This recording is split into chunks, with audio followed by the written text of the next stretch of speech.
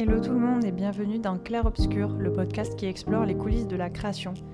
Je m'appelle Blandine, je suis autrice et illustratrice et je vous accompagne dans votre quotidien d'artiste en vous partageant le mien. On parle avec authenticité de la réalité de la vie d'indépendant, entre entrepreneuriat, stratégie marketing, apprentissage et entretien de la créativité. Si toi aussi tu es artiste indé, c'est le podcast qu'il te faut pour ne plus te sentir seul et avancer sereinement dans tes projets. Hello tout le monde, j'espère que vous allez bien. On se retrouve pour le premier épisode du Février-cast, c'est-à-dire un mois de février où on enregistre un épisode de podcast par jour. Je suis très contente de refaire ce projet que j'avais commencé en décembre, mais pour des raisons pratiques, c'était impossible d'enregistrer tous les jours parce que le mois de décembre, j'étais en vacances en France. Donc je n'ai pas de maison attitrée en France, j'ai vadrouillé entre chez ma meilleure amie, chez mes parents, chez mes beaux-parents, dans la famille de mon copain. Enfin bref, j'ai été dans plein d'endroits différents et c'était impossible de tenir le rythme d'enregistrer un épisode par jour. Donc j'ai abandonné, mais c'est vrai que je suis quelqu'un qui n'abandonne pas en fait dans la vie. Et je reste un peu sur ma faim de ne pas avoir pu faire aboutir ce projet. Donc je le relance ce mois de février. Ça sera un peu différent puisque du coup on n'est plus tout à fait dans le format calendrier de l'Avent. Mais bon, en fait en soi on reste sur un épisode par jour du podcast, sauf le week-end. Donc ce sera juste la semaine, je m'accorde quand même les week-ends pour me reposer parce que je sens que ça va être un gros morceau. Mais voilà, je suis très contente de lancer ça. J'ai hâte parce que j'ai aussi beaucoup d'attentes pour ce projet. J'espère que ça va me permettre de passer à un niveau supérieur avec le podcast en termes d'audience, etc. À la fin de l'épisode précédent, je vous disais que maintenant tous les épisodes sont disponibles sur YouTube. Donc ça aussi c'est cool et j'espère que ça va me permettre d'atteindre une nouvelle cible et d'atteindre une audience mensuelle plus intéressante que ce qu'il y a actuellement. Parce que c'est vrai que là, l'audience reste quand même un peu intimiste. Et c'est très cool. Mais c'est vrai que cette année, j'aimerais bien ne plus faire que des projets 100% gratuits. Et j'aimerais bien que le podcast trouve des sponsors, ou au moins un sponsor d'ici la fin de l'année. Je vais voir comment ça évolue au fil des mois. Mais voilà, j'espère que ça va bien fonctionner. Et dans ce premier épisode, on va parler de façon un peu méta du podcast, puisque ça fait maintenant 1 an que j'ai ce podcast, et ça va faire d'ailleurs 1 an tout pile mercredi, puisque le premier épisode est sorti le 5 février 2024. Donc finalement, c'est un peu sympa de faire un mois du podcast où je publie un épisode par jour, un peu pour fêter l'anniversaire du podcast. J'avais pas pensé, mais voilà, c'est cool. On va dire que je fais aussi ça en février pour ça. En 1 an, il s'est passé énormément de choses, que ce soit sur ce podcast ou ailleurs. Mais on va se concentrer sur le podcast puisque c'est quand même l'objet de cet épisode. J'ai énormément appris. Je suis très très contente de ce que j'ai réussi à mettre en place.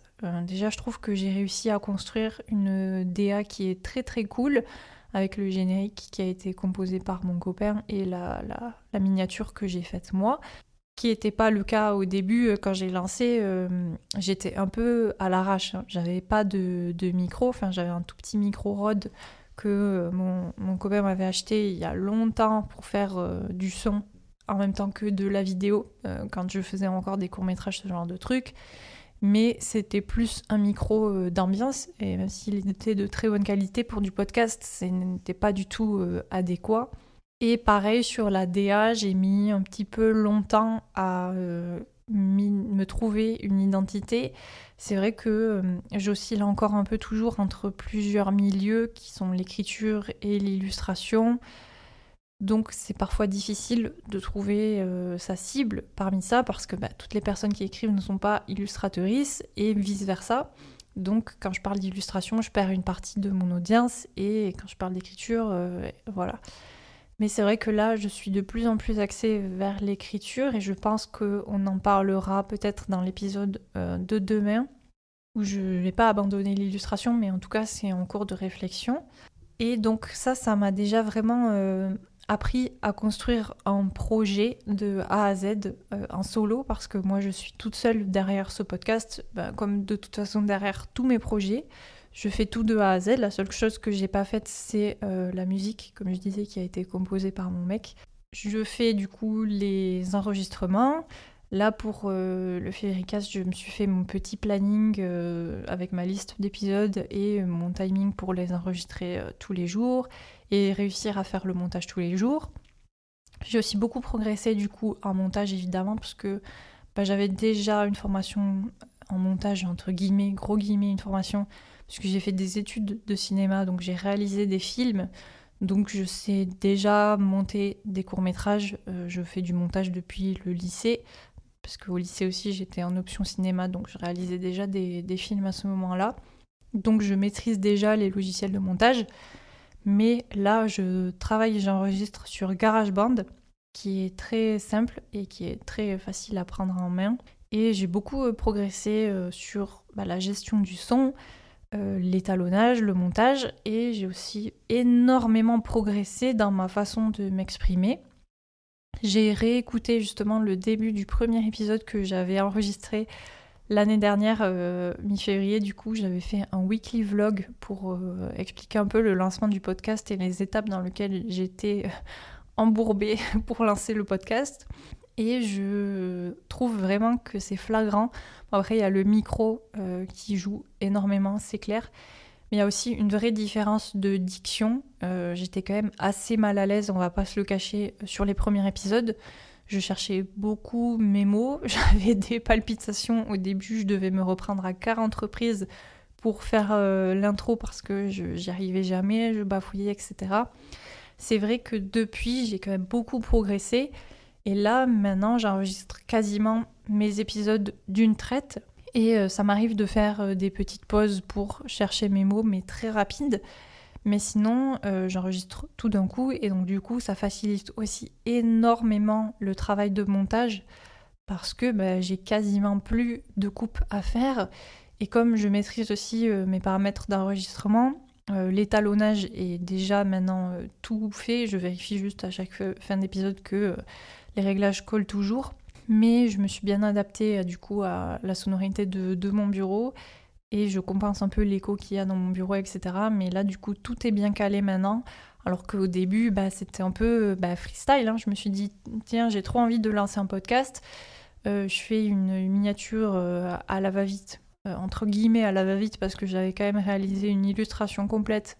Donc, c'était pas tout à fait à la va-vite quand même. C'est un projet que j'avais en tête depuis un moment, que j'ai quand même réfléchi un peu en amont.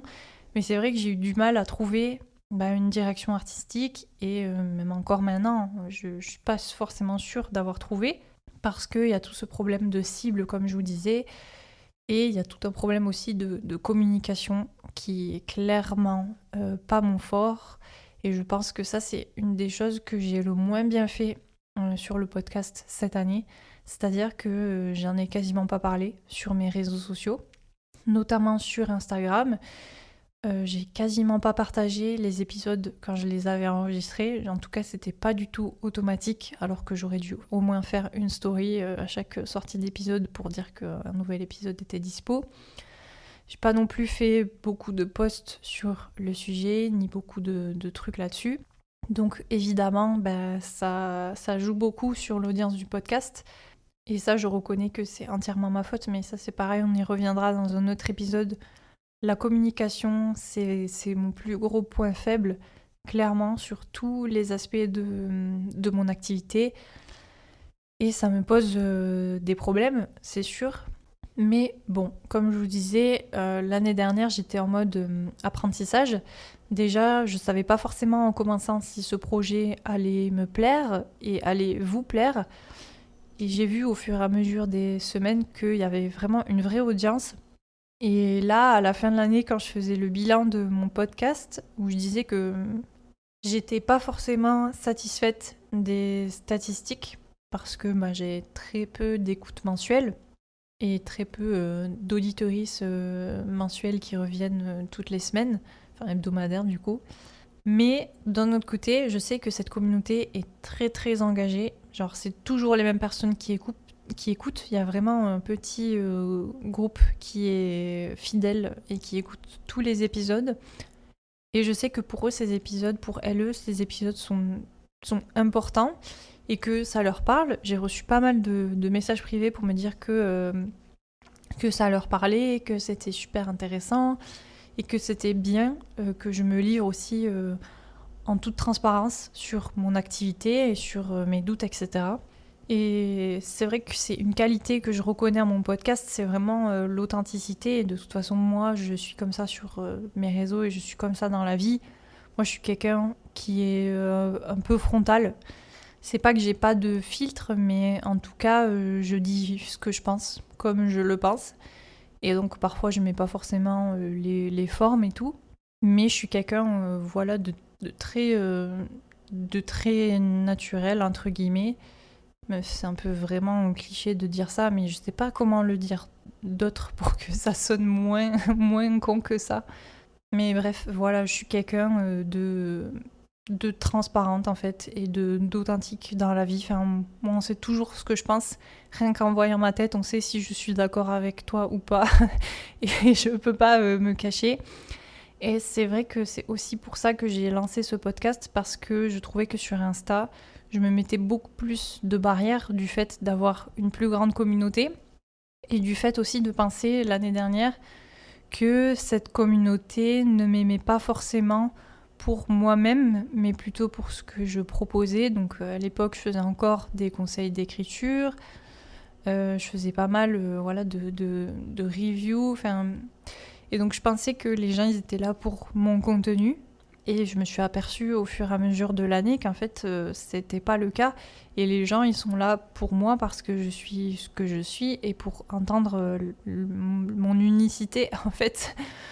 C'est pas encore une fois pour me jeter des fleurs, hein. Tout le monde est unique, clairement. Et on suit les gens sur les réseaux sociaux, moi la première, parce qu'on a un certain affect avec eux et aussi avec leur travail, mais aussi avec elles, quoi.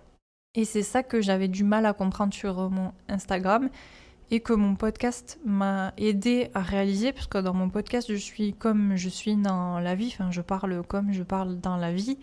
J'essaye ni de me donner un genre, ni de faire des pseudo-épisodes marketo bullshit, ce genre de trucs. Ça m'intéresse pas du tout. Enfin, je parle vraiment à cœur ouvert de ce que j'ai envie, de mes pensées et de ce que je traverse, ce qui est du coup sa plus grande qualité et aussi son plus gros point faible, parce que du coup on est quasiment sur un journal de bord et sur un carnet de bord.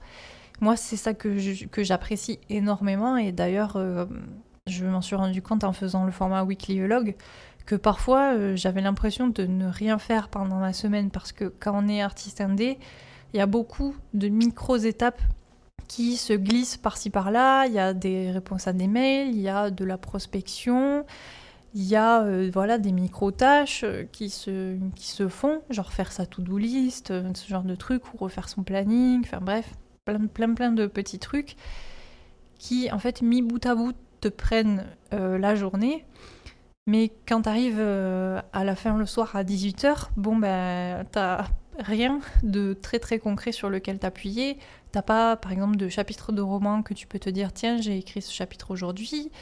T'as pas non plus forcément d'illustration ou de croquis, tu peux te dire ah voilà j'ai fait ce dessin aujourd'hui. Du coup dans le podcast, en enregistrant au quotidien toutes ces petites étapes et toutes mes pensées, et en les mettant bout à bout pour faire le weekly vlog, ça m'a vraiment fait réaliser que je travaille beaucoup et je travaille pour de vrai. Et ça aussi, c'est important, et c'est aussi ce que j'aimerais faire comprendre à travers ce podcast, c'est que la vie d'artiste, c'est une vie qui est très diluée, parce qu'on a beaucoup de choses à faire, qui touchent à beaucoup de choses différentes, et qui est très riche, en fait.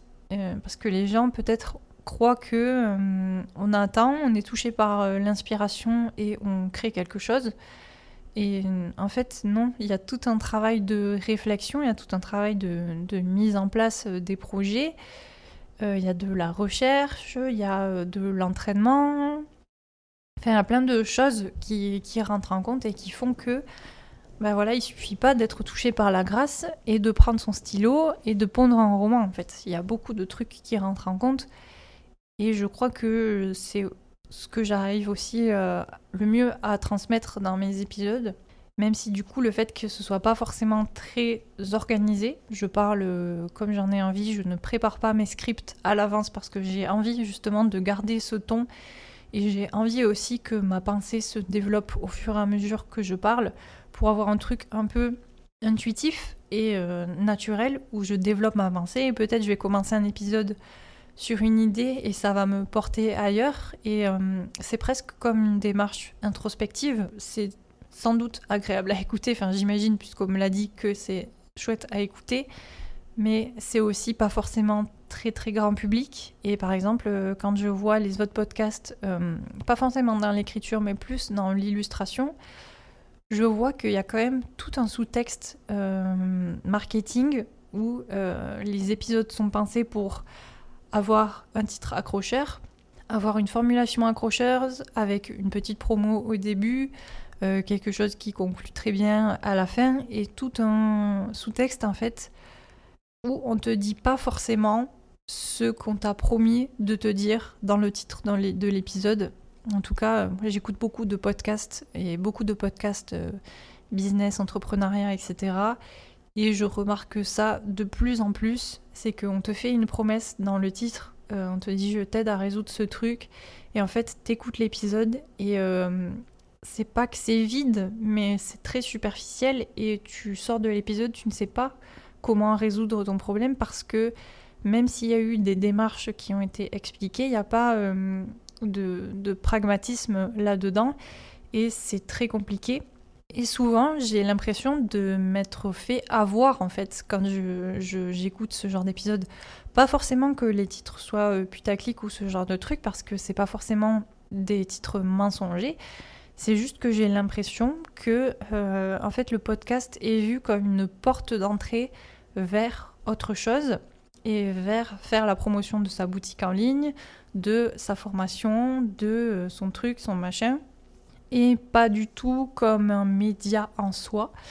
Et moi, c'est plutôt vers ça que je tends à aller. En fait, ça m'empêche pas de faire ma promo, évidemment, il faut quand même vivre, hein. Mais c'est pas le sujet. Par exemple, quand je parle de mon roman, l'objectif c'est de vous présenter pour peut-être vous donner l'envie de l'acheter. Mais je vais pas, par exemple, faire un épisode en vous disant comment écrire votre roman en un mois et vous faire la promesse qu'en écoutant la fin de l'épisode, vous pouvez acheter ma formation pour trouver comment écrire votre roman en un mois.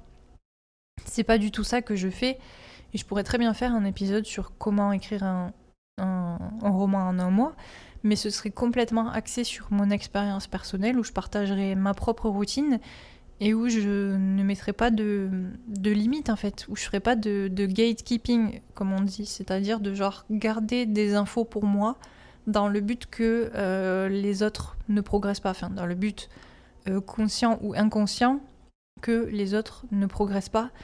Moi, je suis ravie de partager ce que je fais et j'espère très très sincèrement que ce que je peux vous dire vous aide et je le fais aussi pour ça, pour avoir une espèce d'impact entre guillemets parce que c'est ce que j'essaye aussi de faire dans tout en fait, dans tout ce que je fais sur Insta, dans mes romans. J'essaye d'être une personne engagée entre guillemets et je veux avoir un impact dans la société et plus humblement à l'échelle individuelle en fait. J'espère que quand vous écoutez mes épisodes, ça vous apporte quelque chose, ça vous fait réfléchir, peut-être ça vous donne des idées, ou peut-être juste ça vous ouvre une porte vers quelque chose que vous aviez peut-être pas envisagé parce que le quotidien d'une artiste c'est quelque chose qui est quand même assez obscur et c'est aussi pour ça que j'appelle ce podcast Clair Obscur, qui est encore une fois, rien que dans le titre, on voit qu'il y a une grosse problématique de marketing. Mon podcast par exemple, il s'appelle pas Progresse en écriture avec Scalenari ou Progresse en illustration avec Scalenari ou Apprends à dessiner ou je ne sais pas quoi. Le titre du podcast ne te fait pas une promesse d'apprentissage. que je ne serais pas capable de tenir de toute façon, parce que moi je suis personne pour donner des leçons aux gens. Je suis pas enseignante, je suis pas prof, et je suis pas coach ni quoi que ce soit. Je suis juste quelqu'un qui a sa propre démarche, et le côté clair-obscur, c'est vraiment ce truc de dire, en fait, on a l'impression que c'est évident ce que c'est la vie d'artiste, alors que pas du tout. Et je pense que la démarche de ce podcast, elle est importante pour ça aussi, parce que je crois que je rends visible des étapes qui sont d'ordinaire invisibles et inconnues. Et ça, c'est un peu l'histoire de ma vie, de rendre l'invisible visible. C'est un peu méta dit comme ça, mais c'était aussi tout le sujet de ma thèse en cinéma, qui tournait sur la représentation des traumatismes. Donc le fait de mettre en image et en son quelque chose qui se passe normalement que à l'intérieur de la tête du personnage, et donc du coup qu'on ne peut pas voir. Et c'est ce que j'essaye de faire à une autre échelle ici. Et je crois que j'y arrive, et je suis fière de cet axe, et je suis fière de ça, parce que c'est quelque chose qui est quand même assez original, entre guillemets. C'est ce qui fait, en fait, comme tout, sa force et sa faiblesse. Les gens qui m'écoutent trouvent ça super intéressant, mais en même temps, c'est un peu hors des clous, et c'est pas ce qu'on attend forcément d'un podcast. Et donc, c'est vrai que ça peut être compliqué, du coup, pour faire la promo ou du marketing autour de ce podcast. Parce que là, par exemple, cet épisode va s'appeler le podcast à 1 an. Et voilà, je vous promets pas de vous expliquer comment vous pouvez monter vous-même votre podcast. Je vous promets pas de résoudre vos problèmes. En fait, je vous fais pas de promesses, si ce n'est celle de découvrir comment je travaille et qui je suis. Et ça, c'est qui tout double. C'est soit ça vous intéresse, soit ça vous intéresse pas. Et si ça vous intéresse pas, il n'y a rien que je puisse faire pour que ça vous intéresse, en fait. Je sais pas si c'est très très clair ce que j'ai dit, mais par exemple, quand on a un podcast business ou entrepreneurial, il y a des clés pour emmener les personnes qui ne sont pas forcément concernées ou juste de loin à écouter ton épisode, en leur faisant croire qu'elles vont trouver des réponses potentielles à leurs questions. Et même si tu leur donnes vraiment les réponses, le truc, c'est pas de dire que tous les podcasts entrepreneuriaux sont des arnaques. C'est juste de dire que on te fait une promesse, et la promesse est plus ou moins tenue, mais c'est pas la question. Mais en tout cas, on sait comment attirer l'audience, et moi je ne sais pas comment attirer l'audience, à part vous dire, voilà, je parle de moi pendant 35 minutes, et peut-être ça va vous intéresser, peut-être pas, mais voilà. Et ça, c'est quelque chose sur lequel j'aimerais beaucoup progresser, mais qui en même temps me semble impossible à changer, parce que c'est vraiment l'ADN du podcast, et c'est aussi ce que je cherche à faire en vrai. Je suis très contente d'avoir réussi à mettre en place pendant 1 an tout ça pour conscientiser aujourd'hui ce que je veux faire avec ce podcast. Et peut-être que du coup ça marchera jamais, peut-être que j'aurai jamais 10 000 écoutes, c'est sûr. Mais au moins j'aurais fait quelque chose qui me ressemble, et qui est un projet artistique en soi, en tout cas qui est un projet avec son identité. Et voilà, moi je veux pas faire du contenu pour produire du contenu, j'en ai déjà souvent parlé. Je veux que les choses aient un sens, et c'est ce sens que je donne à ce podcast. C'est très bien si ça vous parle, et c'est tant mieux, et puis si ça vous parle pas, c'est pas grave, entre guillemets, parce que de toute façon ça me ressemble, et c'est ce que j'ai envie de faire. Et c'est exactement comme tout dans la vie, notamment dans les romans. Parce que si vous êtes là, c'est que potentiellement vous êtes une auteurice.